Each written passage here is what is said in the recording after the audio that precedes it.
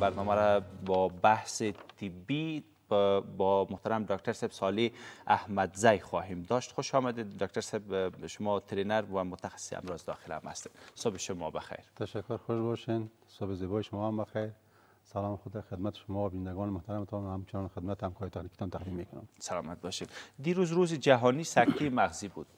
این مرض چقدر زیاد هستند که یک روز را برای ازی اختصاص دادن دکتر صاحب؟ بله، واقعا سکته مغزی مریضی است که در تمام جهان واقعات از دیده میشه و بعد از سکته قلبی دومین مرضی که در انسان ها زیاد سبب مرگ میشه همین سکته مغزی است. از این خاطر یک مریضی بسیار مهم است و در سال 2006 در وانکوور کانادا کانگرس عصبی دایر شده بود. در اونجا با دکترای عصبی تصمیم میگیرن که یک روز باید به نام روز جهانی سکته مغزی یا مسما کنن و هر سال هم روز یا تجلیل کنن و دیروز که 29 اکتبر بود این روز در تمام جهان تجلیل شد. هدف از تجلیل از این روز است که به مردم آگاهی عامه داده شود که سکته مغزی چی است، چطور میتونن جلوگیری کنن، در قسمت تدریج کدام نکات باید نظر داشته باشن و این چقدر خطرناک است. یعنی موضوعات باید امرای مردم شریک ساخته شود و خوشبختانه که شما هم امروز این نکات امرای خود شریک میسازید. درست است. بله دکتر صاحب محترم، اگر عرض بکنیم که کدام سنین بیشتر تحت تاثیر سکته مغزی قرار میگیرند؟ کسایی که سنشون از 55 تا 60 سال و از بالاتر هستند اینها زیادتر با سکته مغزی مواجه میشن. در جوان ها هم بعضا کسایی که تکلیف های قلبی داشته باشن یا تکلیف خون داشته باشن میتونن نزدشان سکته مغزی به وجود بیاد. خب عموما کسایی که سنشون از 55 سال بالا باشه در نزد اینها سکته مغزی به وجود میاد. و چه چیز باعث سکته مغزی میشه؟ عامل عمده و اساسیش چی است؟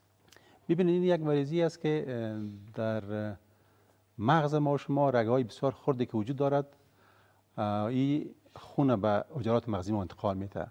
وقتی که در جریان از این خون به حجرات مغزی یک بندش به وجود بیاید، یعنی رگ‌های مغز ما بند شود و یا اینکه همین رگ‌ها پاره شود و سبب خونریزی شود، در این حالت سکته مغزی به وجود میآید. یعنی میره سکته مغزی میگه که دکتر صاحب سکته مغزی باز خطرناک هم هستند طبعا و باز ما میتونیم که با اون موقع کمک های اولیه را با کسی که سکته مغزی داشته باشه میتونیم انجام میتیم با چگونه بفهمیم که مریض ما سکته مغزی کرده است؟ بسیار خوب. ببینید سکته مغزی بسیار خطرناک است و این مرضی است که سالانه 16 میلیون نفر به این مرض مصاب میشه. 6 میلیون نفر از باعث از این مرض فوت میکنند و 5 میلیون با یک معیوبیت دائمی که میشه دستش یا پایش فعال باشه یا گپ زدن نتونه یا دیدش خراب شه یا حافظه‌اش خراب شه، این یک معیوبیت دائمی عصبی پیش از این میتونه به وجود بیاد و یک دومشان میشه که خوب هم شود. وقتی که ما با یک مریضی که سکته مغزی دارد مواجه میشیم باید هر چیز زودتر به شفاخانه یا به یک دکتر یا به یک مرکز انتقال بدیم. خصوصا در افغانستان با متانای عزیز خود میگیم که یا اگر با چنین مریض مواجه میشن ما یک شفاخانه داریم به نام شفاخانه علی‌آباد که شفاخانه دولتی است. در اونجا یک سرویس است عقلی و عصبی. این مریضا اکثرا در اونجا بستر میشه و این بسیار مهم است هر قدر که زود به این اقدام شود اما قدر نتایج تداویش خوبتر می باشه و از معیوبیت های دائمی جلوگیری میشه. خصوصا در 3 ساعت 4 ساعت اول اگر کسایی که سکته مغزی میکنه اگر به شفاخانه رسانده شود همون بندشی که وجود داره پیچکارهای مخصوصی هست که بر از داده میشن و اون بندش رفع میشه که شخص کاملا خوب شود. ولی هر قدر که وقت سر از این تیر شود باز میشه که نزد از اینها این معیوبیت های از این مثلا که فلج پای است یا فلج دست است یا مثلا گپ زدن نمیتونه اینها پیش باقی بانه. چطور ما بفهمیم که یک شخص سکته مغزی کرده؟ ببینین هر وقت که رگی که در مغز ما هست که این رگا اگر بندش پیدا میکنه خون که به حجرات مغزی ما نرسید آنان پیش ما یک اعراض علائمی تظاهر میکنن. مثلا یک احساس گرنگی میشه شخص در قسمت روی خود داشته باشه یا کرختی داشته باشه یا رویش یک طرف کج میشه، دانش کج میشه. شما هم کارتون در این تصویر میبینید که این شخصی است که طرف راست روی از این فلج شده و وقتی که این مریضا اگه خنده هم میکنن یا مثلا دولت عادی هم باشه دانش کج می باشه و رویش یک طرف طرف افتادگی می داشته باشد. این یک علامش است که را فیس ویکنس یا فیس پارالایز میگن. نشانه دیگه چی است که اگر شما مریض بپرسین که دست بالا کو یا دستای حرکت بده یک دست خود شاید حرکت دادن نتونه، یک طرف مکمل فلج میشه که دست راستش باشه، میشه دست چپش باشه. وقتی که میخواد دست خود بالا کنه، یک طرف دستش بالا میشه، دست دیگهش میگه این دستم یا گرنگ است یا کرخت است یا بیس است یا نمیتونم کی را بالا کنم. این علامه دیگه ایش است که آرم پارالایز زیر میگه. به این قسم میشه که پایشون هم یک طرف فلج باشه یا بهز باشه یا کرخت باشه یا احساس سنگینی کنه. چیز دیگه که هست گپ زدنش است یا اسپیچ، ای که میخواد گپ بزنه جملاتش درست نیست، ارتباط صحیح نداره یا زبانش گرنگی میکنه یا لکنت میکنه. اینمی هم یک نشانه فلج است یا سکته مغزی است که اگر ما با می چیزا مواجه میشیم پس باید فورا شخص به یک مرکز هی انتقال بدیم. دکتر صاحب اگر یک مریض از شما مراجعه بکنم من حیث مریض شما، علاوه از اینکه شما امراض و علائمش را میبینید، چه مشخصا کدام معاینات را برشان تجویز میکنید تا مرحله تداوی را باز شروع بکنید برشان؟ بله، خصوصا در مریضایی که سکته مغزی داشته باشه، وقتی که ما مثلا یک شخص پیش ما میاد اگر میگن که روی من اینطور یک کرختی پیدا کرده یا دانم کج شده یا مثلا دستم گرنگ است بیس است یا پایم، خب فورا ما به طرف سکته مغزی فکر میکنیم. و خوشبختانه که حال در افغانستان در اکثر ولایات کشور عزیز ما سی تی اسکن وجود داره. تا 25 سال پیش براسی هم که دکتر صاحبای محترم ما بسیار مشکلات با مریضای سکته مغزی داشتند. نمیفهمیدن که این سکته مغزی آیا خونریزی داخل مغز انسان یا بندش هست از باعث یک امبوله. این موضوع را سی تی اسکن بر ما واضح میسازه. وقتی که ما سی تی اسکنش اجرا میکنیم بر ما سی تی اسکن واضح میشه که پیش مریض یا خونریزی مغزی وجود داره یا که رگش بند است. باز به اساس از ما تداوی خود میکنیم. درست. وقتی که وارد مرحله تداوی میشیم باز مشخصا کدام دواها را تجویز میکنین، بر چه وقت، بر چقدر وقت شما مریض را بستر میکنین و همچنان موضوع دیگه هم هستن که دایرکتر صاحب اشاره کردن که چرا با این مرض ما مبتلا میشیم، ولی پیش از اون اگر مرحله تداوی را عرض بکنین. در قسمت تداوی ببینید ما گفتم که یک مریضی عاجل است، مثل که در بعض حالات دیگه مثلا سکته قلبی هم بسیار عاجل است که باید فورا ما مریض به طرف شفاخانه انتقال بدیم. در اونجا هم رگ قلب بند میشه و که سکته میکنه سکته قلبی، این هم سکته مغزی است، رگ بند میشه یا در قسمت خونریزی بار میاد. این در خانه تداوی نمیشه. این مریض که باید 100% به شفاخانه انتقال داده شود و هر چقدر که اگر وقت سر از زیاد تیر میشه اما قدر ما مغز خود از دست میدیم. میگه تایم لاس از برین لاس، یعنی که هر چقدر که زیادتر اگر دیرتر پیش دکتر مراجعه کنه اما قدر صدمه مغزی ازی زیادتر می باشه. مشخصا کدام دواها هستند که باز وقتی که یک رگ بند باشن بهشون تجویز میکنید؟ یک دوای به نام آر تی پی ای میگه تیشو پلازمینوجن اکتیویتر است که در شفاخانه تطبیق میشه، در دواخانه و جایا بدون نظر دکتری تدریج شده نمیتونه و این باید 100% موارده که به حساب مربوط سرویس عقلی و عصبی است که در اونجا باید تطبیق شود. این همون بندشه که در قسمت رگ است او را منحل میسازه. و همچنان یگان تداوی چی از جراحی هم هست که پیش از این مریضا میشه که اجرا شه. مثلا اگر کس خونریزی داشته باشه در اون ناحیه دکترای جراحی مداخله میکنن و یگان وقت توسط بعض پروسیجرهای دیگه هست که همون مانع را یا رفع میسازن دکترای جراحی.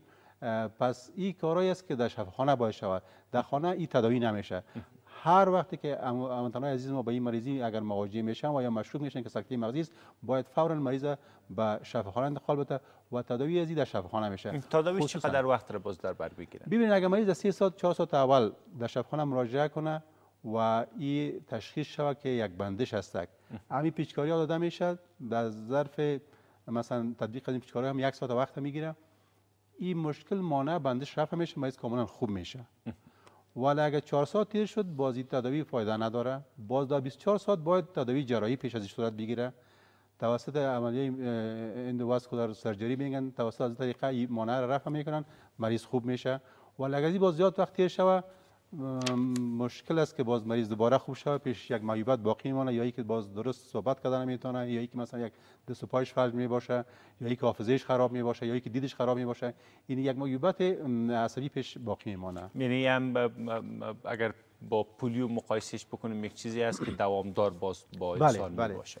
بله و تداوی یک اکثرا یک مریضی که اگر فلج می باشه مثلا 4 تا 6 هفته تا 8 هفته دوباره میشه که اگر بعضی مریضایی که خوب میشن دوباره پایش میشه آساسا به حالت اولی خود برگرده. اگر مکملا به حالت اولی خود برگشته نمیتونه، چرا معیوبیتی که صدمه‌ای که مغز از دیده ولی باز هم بعضی کسا رو شما دیده باشین سکته کرده باشه که اگر راه میرن یا کمک که پایش کش کرده یا دستش مثلا تو ضعیفی تو که در حالت اولی بوده با قسم 100% بر نمیگرده. یعنی مسئله بسیار مهم ای هستند که زودتر باید بر نزد دکتر رسانده این بسیار مهم است. هر قدر که گفتم ما زودتر این مریضا پیش دکتر مراجعه کنند و زودتر تداوی شوند، اما قدر از موجودات ها جلوگیری میکنیم.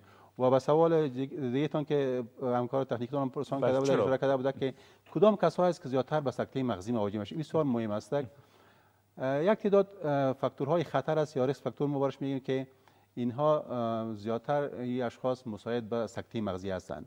مثلا کسایی که فشار بلند خون داره، کسایی که مرض شکر داره، کسایی که چربی خونشان بلند است، کسایی که HIV یا مرض ایدز داره، کسایی که سیفلیس دارن یک مرض میکروبی است، کسایی که وزنشان بسیار زیاد است، کسایی که سیگرت میکشن، کسایی که الکل استفاده میکنن، کسایی که سپورت یا فعالیت فیزیکی و یا سپورت نمیکنن. اینها کسانی هستند که زیادتر به سکته مغزی مساوی میشن. و همچنان کسایی که تکلیف های قلبی دارن، مثلا بی‌نظمی های قلبی داره، یک مرض به نام اتریال فیبریلیشن که در اینجا هم یگان لخته خون در قلب میباشه، این خطا میخوره در مغز میره، سبب سکته مغزی میشه. پس این کسایی که تکلیف های قلبی داره اینها هم زیادتر به سکته مغزی مساوی میشن. بنابراین تقریبا 80% از این مریضا را ما از سکته مغزی جلوگیری کرده میتونیم. مثلا یک کس فشارش بلند است، باید دوای فشار خود منظم بخوره، فشارش کنترل باشه، با سکته مغزی این مواجه نمیشه. یا یک کس هست که مثلا چربی خون داره، تداوی چربی خون خود کنه، یعنی 80% قابل پیشگیری است. یک کس هست که سیگرت میزنه، سیگرت ترک کنه دیگه با سکته مغزی مصاب نمیشه. کسی هست که الکل استفاده میکنه، باید از استفاده نکنه، اگر سپورت نمیکنه سپورت کنه. یعنی این مرض است که تقریبا 80% ما را پیشگیری کرده میتونیم. و مو فاکتورهای خطر که من گفتم می بعضی هایش که قابل اصلاح است، سن خود ما نمیتونیم که سن خود پس جوان بسازیم، ولی کبای دیگه ما میتونیم که اصلاح کنیم. سمت دکتر صاحب محترم، من حیث او دکتر تاسو از بنگلیدونکو ته توصیه کوي چې دوی باید کم نکات مد نظر ونیسي؟ من کوم بیا هم زه دغه ټکي ټول هیوادوال ته وایم چې دوی که چیرې په فامیل کې یا په ساحه د کاري کې یا د باندې یا هر چیزی که د یو شخص سره مواجه کیږي چې دغه خپل مثلا دفتن یو کوګوالی پیدا کوي یا مخ کې د یو بیسی پیدا کیږي یا کرختی پیدا کیږي یا لاس پښې فلج کیږي یا دفتن بیخي بیوشکیږي لویږي، دا علامات د سکته مغزی ده. دوی باید هر څه زر د مریض شفایت انتقال کی. نموږ تاسو په هیواد کې کله کله دغه مریضان څه بیوشکیږي، دوی کور کې ساتي یا مثلا بعض زیارت یا چیرته ویسه د کارونه وکړه، دغه کارونه کوم دوی کوي خیر ودی کی، ولی په اول مرحله کې دوی د کوشش وکړي که چیرې دوی مشکوک کیږي چې دا سکته مغزی ده یا ګزان مرض ده، دوی ډیر ژر ډاکټر ته مراجعه وکړي، خصوصا شفاخانې ته لاړ شي چې دا مریض که په اول ساتو کې دی تداوي شي، د دې نتیجه به ډیر ښه دغه دایمي معیوبیت نه جلوګیری کیږي. او که وخت ډیر تیر شي نو بیا به دا دایم معیوب پاتې او هسې اجتماع ته پخوای خدمت کو شاید اونشي کولای. سمه. ډیره زیاته مننه کوم ډاکټر صاحب محترم، ډاکټر صالح احمدزی، ترینر و متخصص امراض داخله. ډیره زیاته مننه کوم چې زموږ بلنه ومنله او راغلې او په دغه مهم مسله باندې مستثنه وضاحت درکړ.